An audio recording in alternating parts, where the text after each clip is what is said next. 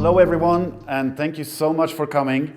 Sadly, I won't be able to speak in Spanish to you, so my friend Ivan will help with the translation.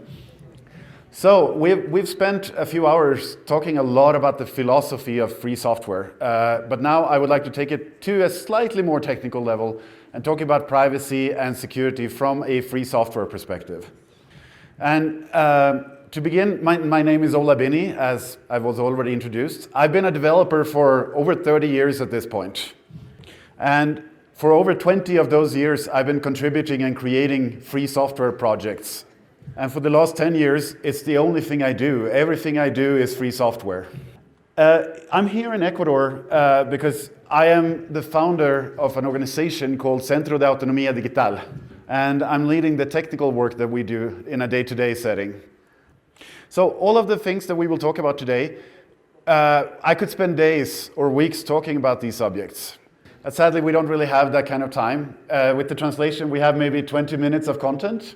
So if you are interested in more of this kind of material, if you're interested in privacy and security from a technological standpoint, we at CAD are, yeah, at CAD we are developing courses that we are going to give for free over this year and next year, and we're going to try to do this in as many places as possible.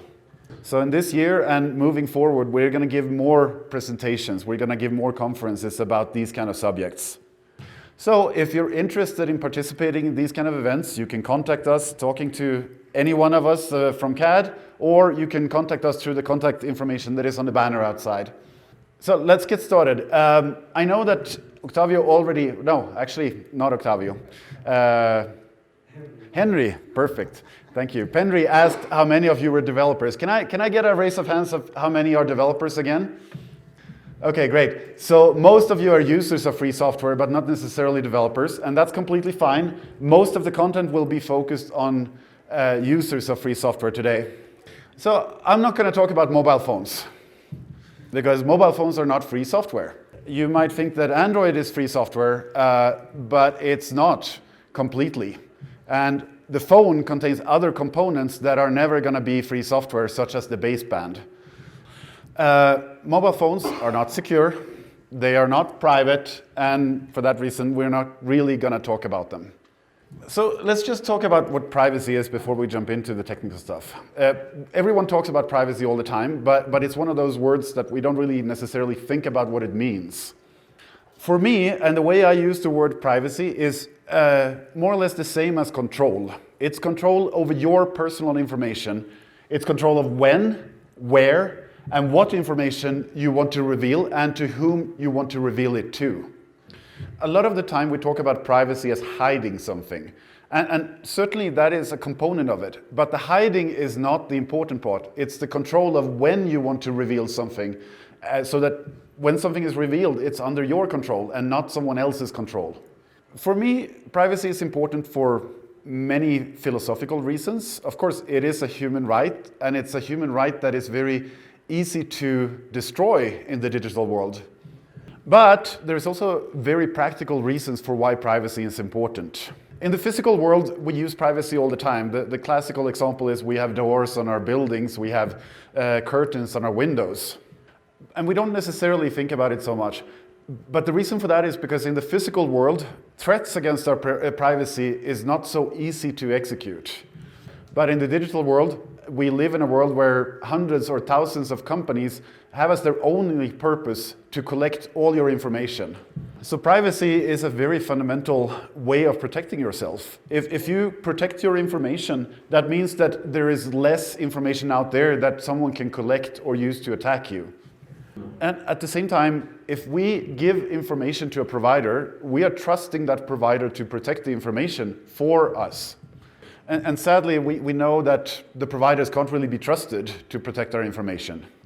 Just here in Ecuador, we have lived through several different leaks of information, of personal information over the last few years.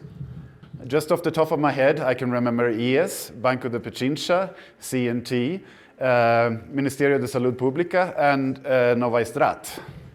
So out of all of this stuff, we know that these companies and the organizations, they will not protect our information, which means that we have to take the responsibility to protect it ourselves. The first step, and this is the bonus tip that I'm not going to talk about later, the best way of protecting yourself against these providers is to not give them the information. Another word that we talk about a lot is security. And in this presentation, I will talk about security as the tools and techniques that we can use to protect our privacy. So, one of the very, very important things when you talk about privacy and security is that no single person has the same needs and requirements. So in the security world, the way we deal with this is that we talk about threat models, which is a way of basically formalizing what kind of risks and threats you might be subjected to and how to counter those kind of attacks. So that said, the advice that I will give in this presentation should be applicable for basically everyone.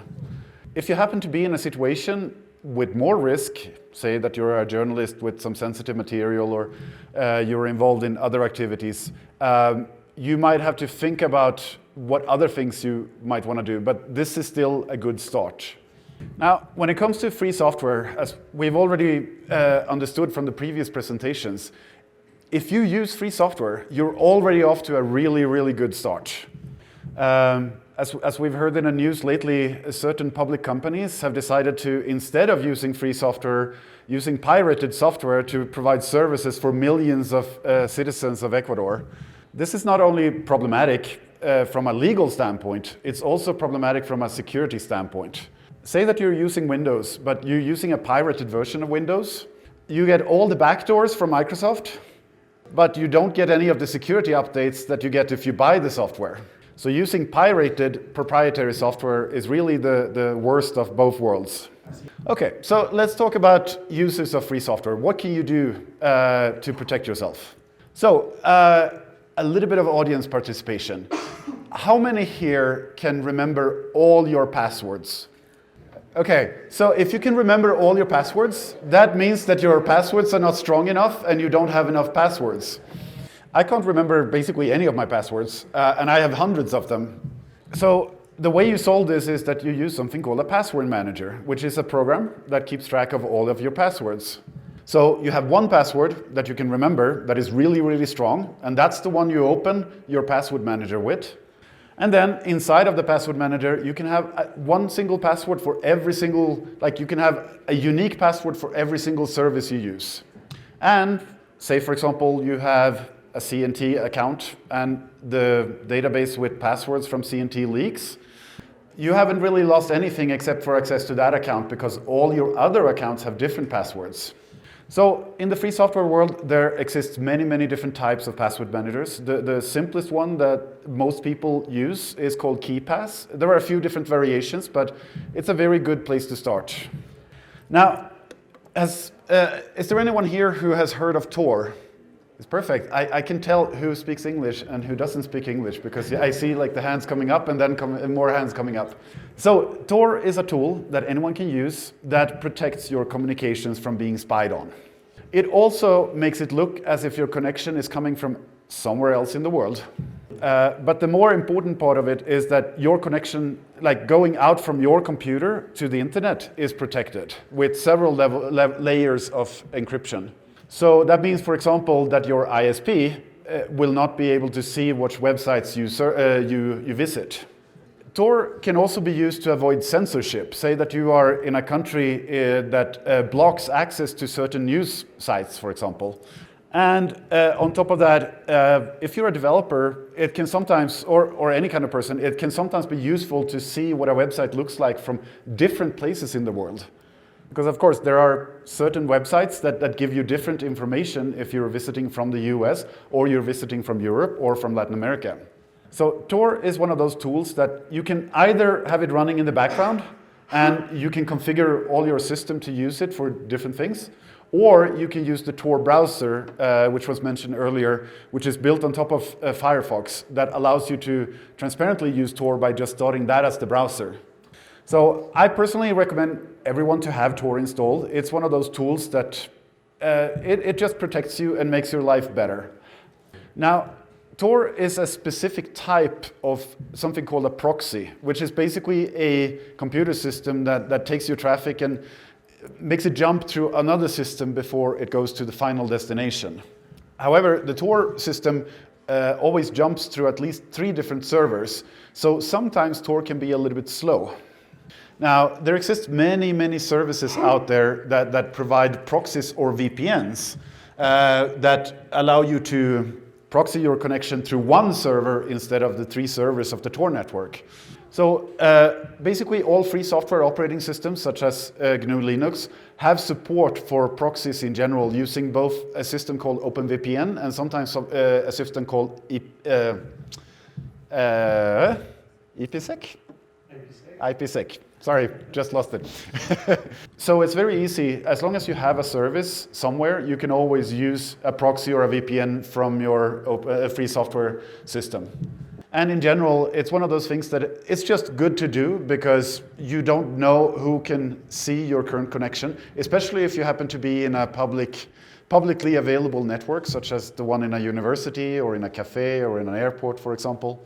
The real problem with proxies and VPNs that makes them different from Tor is that the owner of the proxy will be able to see the traffic that goes through their system. So instead of the ISP spying on you, in the worst case, the proxy owner can spy on you.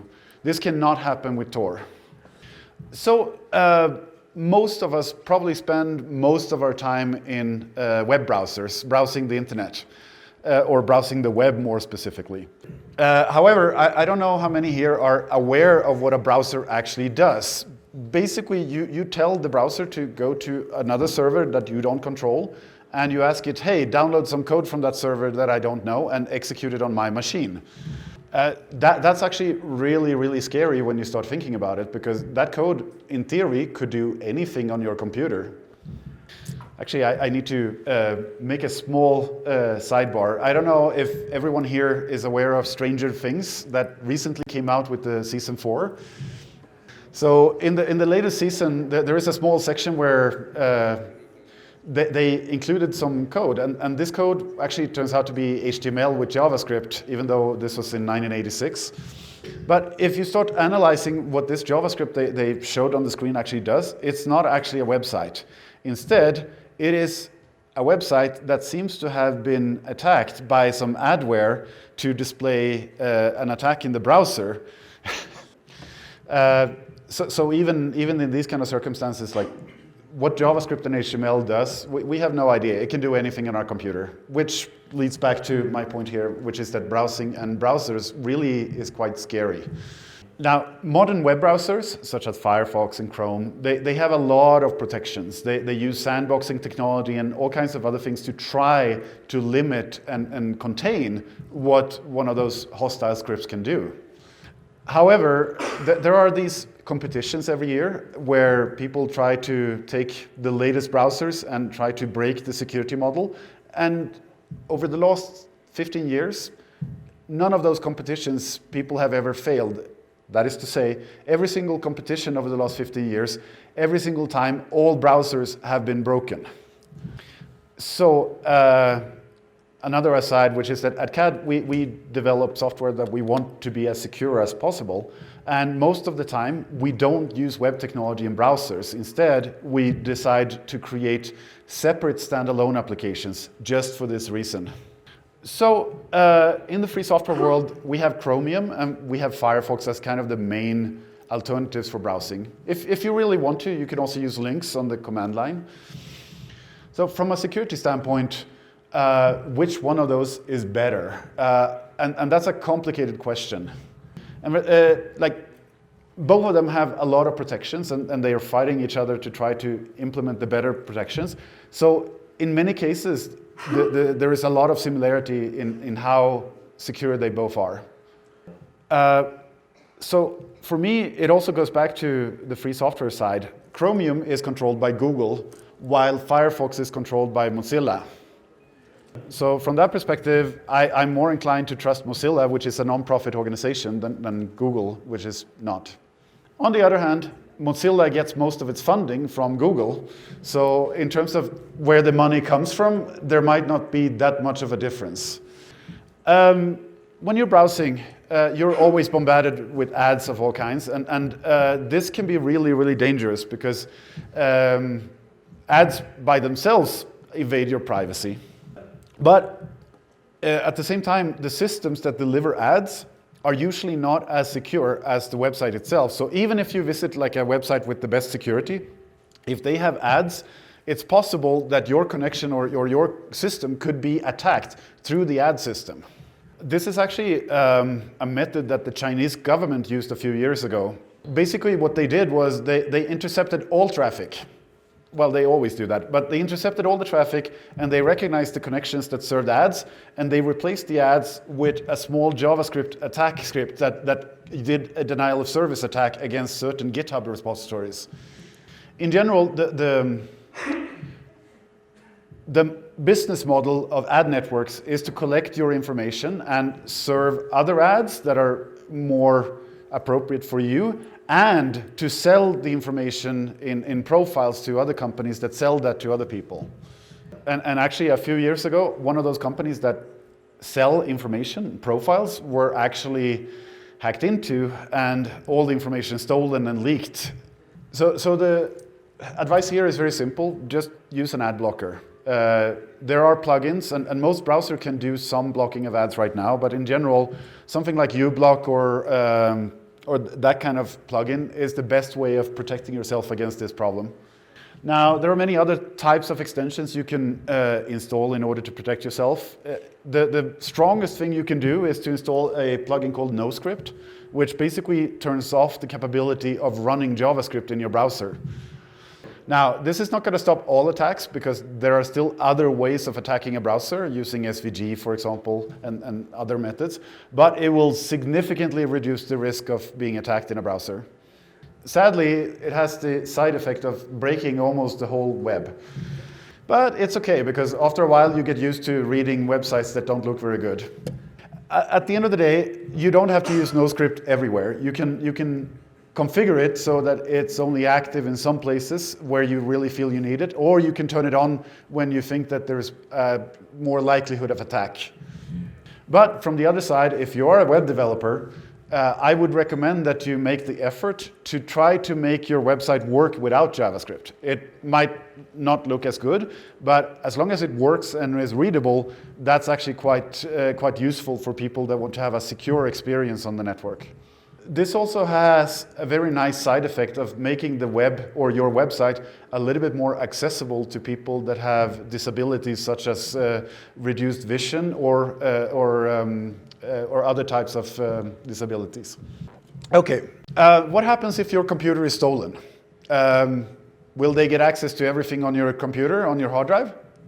You might say, no, of course not. I have a password on my computer. Sadly, that password doesn't really help at all. So the way you solve this is that you need to encrypt your hard drive. So with GNU Linux, for example, this is very easy to do. You have the option during installation of having your hard drive encrypted. And at that point, you will need to put in a password every time you start a computer to open up the hard drive. And if you lose that password, you have no way of getting access to the data. But luckily, no one else can get access to it either. Based on personal experience, this method works against criminalistica.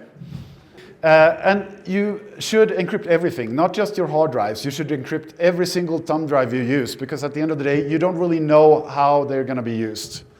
You don't want to be a lawyer that loses a thumb drive that contains, I don't know, thousands of documents from different clients. And luckily, with free software, this is extremely easy to do. It doesn't have a performance impact. You don't really notice it once it's there. And it's just one of those things that everyone should do. Okay, so in terms of making choices that protect your security and privacy outside of the web, one of the really important choices is to use applications that protect you as well as possible. Most of the time we have choices. We can choose among 5 different messaging applications. So how do we choose between them? I don't have a slide for this actually, but the first is to look at how many features something has. Now, if you want to be secure and private, you should look for the application that does less. The fancy applications that can do like 100 different things and has plugins for a million other things, they are more likely to have problems that will be used to attack you. Another choice is to look at quality of the application. And of course, if you're not a developer, how do you know what kind of quality an application actually has? One way of doing this that I quite like is to look at bug trackers, because one of the nice things about free software projects is that they do their development in the open, which means that you can see it. So you can go to a bug tracker, you can see how many, if a project has like 1 million open issues and no one is working on them, you might want to look for another program. But on the other hand, if the project has a very active community that immediately responds to issues and you can see that they are dealing with problems, then maybe that's a sign that the project is more likely to have good quality. Sadly, the issue of programming language is something that, even though like you're a user, it shouldn't really matter to you what language something is implemented in. Sadly, it does. From a security and safety standpoint, the most important thing to look for is if something is implemented in C or C++, you should probably run away, if you can. Sadly, the problem is that these languages have a whole category of problems that just can't happen with other programming languages. Another issue that sadly is not as common as I would like it to be is secure defaults. For example, this is just a very small example, but up until the last few years, if you put in any address in a web browser, the web browser would try to take you to the HTTP version of the website. That's a terrible default, because at the end of the day, that means that if there is a secure version and an insecure version, the browser will use the insecure version by default. And this is also very, very closely connected to a principle in security which is called fail closed, which is basically the idea that if a security problem or if a problem happens, does the functionality work but with reduced security, or does it stop? Another example of this with secure defaults is if you start a messaging conversation on Telegram, for example, that conversation will not be encrypted by default. You have to turn on encryption. And what you really want to look for is the opposite. You want things that encrypt by default. And if encryption can't happen, it will not send your messages in the clear without letting you know. Okay, so we are already running out of time, so we will go a little bit faster. So on GNU Linux systems, sandboxing can be very helpful for applications. So for example, if you can install an application using Flatpak or AppImage or Snap, that might be a good option to protect yourself a little bit more using these kind of methodologies. When using applications, you should try as much as possible to use encrypted. I've been talking about encryption a lot because it's the basis of security and privacy. So first, for email, just use GPG to do encrypted and signed email if you can. For chat, you can use a program such as KoiIM that provides for encrypted chat messages. If you need to send files, you can use a program such as OnionShare, which you can use to automatically send an encrypted file over the Tor network in such a way that there is no central server where the information is. And for video conferencing, sorry, not for video conferencing, just for conference calls, you can use a very similar product called Vahai, which allows you to do conference calls without having a conference server. You might have heard of Matrix, and I'm a little bit more hesitant to recommend Matrix as an encrypted solution, because what we've noticed in practice is that there's a lot of problems with the encryption in Matrix, and the implementations of the clients, while very nice and friendly, are done in a technology that is not very secure. If you have specific requirements, there are specialized operating systems you can use that gives you even more protection just from the start. My favorite and the one that I use basically as my main operating system is called Tails. I don't actually have Tails installed on my computer, which is somewhere else. Instead, it's actually here on one of these drives that I have here. Everything I need is here.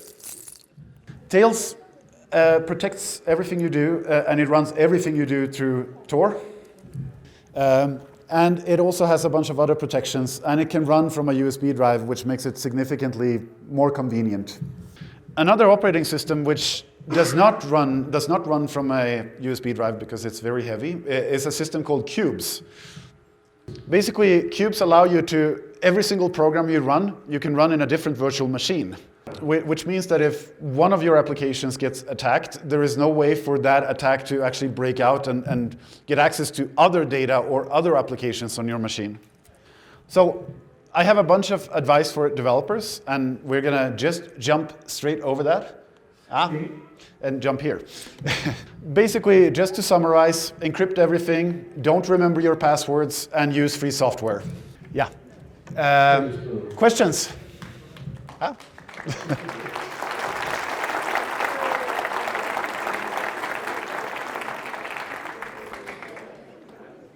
Any questions? ¿Preguntas?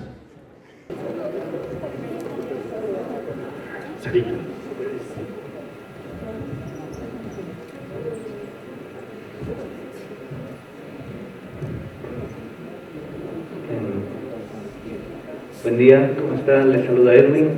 Quisiera hacerle una inquietud. En base a las herramientas pagadas, por ejemplo, en temas de firewall, que son marcas, entiendo, Checkpoint o Palo Alto, ¿existe alguna fuga de información, algún tipo de inseguridad al momento de utilizar estas herramientas que son muy reconocidas? Gracias.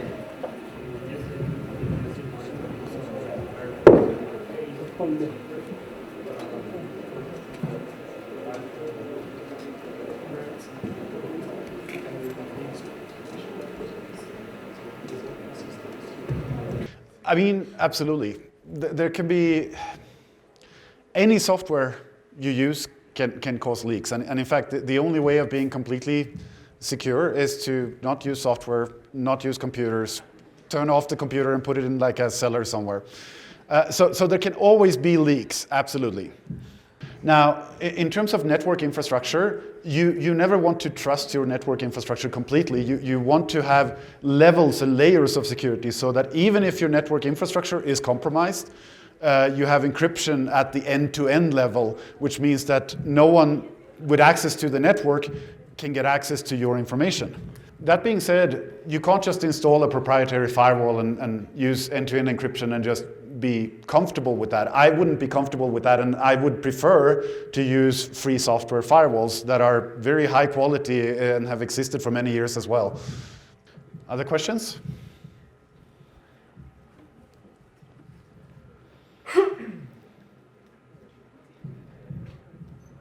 Gracias, Lola, por estar en Ecuador y ayudarnos tanto con la libertad de los usuarios de aquí y la privacidad. Tu trabajo es muy importante porque los derechos tuyos que tú defiendes nos defienden a todos. Y por otro lado, mi pregunta es, yo no confío mucho en los password managers, en los administradores de contraseñas. Entonces tengo anotadas mis contraseñas en papel. ¿Cuál sería el modelo de riesgo para el un caso y para el otro? O sea, uno con el administrador de contraseñas y otro anotando las contraseñas. Okay, thank you for the question, and thank you for your kind words. I work on free software because me and everyone else that believe in free software does it because we believe in helping the whole world. So I think the whole community is part of the same work here. Now, when it comes to the question, I think this is a fantastic example of different threat models. Having your passwords written down, for most people, is not necessarily a risk, because if you have them in your home, then the risk would be that someone breaks into your home and steals your notepad or notebook or whatever and takes it out. Now, if you have it on your street, then you lose it, then you have a different situation. Now, you should also be a little bit careful because, for example, there was this example of a French TV station where they were filmed doing an interview, and in the background you could see a password on a post-it put on the screen. And obviously, if that's going to happen, like, people are going to see it all around the world, and they're going to get your password. So maybe not do it that way. Now, To the question, there is a big negative with having your passwords in a notebook, which is that if you're going to use those passwords, they are very unlikely to be as long and as powerful as you could have them in a password manager. In a password manager, it doesn't matter if your password has 50 or 100 characters, but if you're going to type them in from a notebook every time, that becomes very inconvenient. And then comes the other side of the question, which is, okay, why don't you trust password managers? Now, password managers, there are many different ones. Some of them are absolutely terrible. They have had numerous leaks of data. Others are quite different. From my perspective, if you feel uncomfortable with something like KeePass, which is like a large application, there are much simpler applications, such as, for example, Pass, that uses established technology and are very minimal in their implementation so that it's easier to audit and see what they actually are doing. So basically, once again, it comes back to the threat model of, okay, the risk of having shorter passwords that you have to type in manually, is that better than the risk of the password manager not being trustworthy? And that's something that you will have to analyze yourself. We are running out of time, so let's do 2 trivia questions. The first one I would like to ask is, okay, so between Tor and another type of proxy, what is the difference in risk? Bueno, hola Vini, un gusto. La diferencia es que cuando en Tor, la diferencia era que proxy pasa siempre por el proveedor, entonces va a ver nuestros datos, en cambio el Tor no pasa, es la diferencia. Entonces va a haber una mayor independencia, dependemos del proveedor que va a ver nuestra información. Perfect, great answer and completely correct. Thank you. Perfecto, excelente respuesta y totalmente correcto. Muchas gracias. Yeah. Secondly, why is an Android phone not free software? Sí, porque a pesar de ser Android y estar basado en Linux, sigue siendo un software propietario. Y por eso no es privativo, o sea, no es privativo.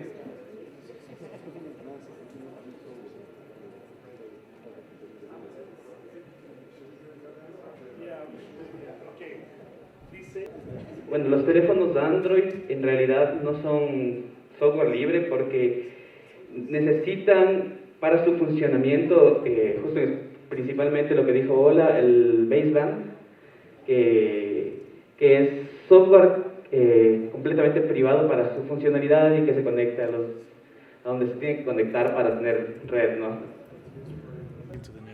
Perfect. Great answer. Thank you so much. That's correct. Excelente, muchas gracias. Una respuesta perfecta. Muchas gracias. So, thank you so much for your attention. And if you're interested in more knowledge about these subjects, please don't hesitate to contact Sara or Ivan or all the other CAD people that are around here. Thank you so much.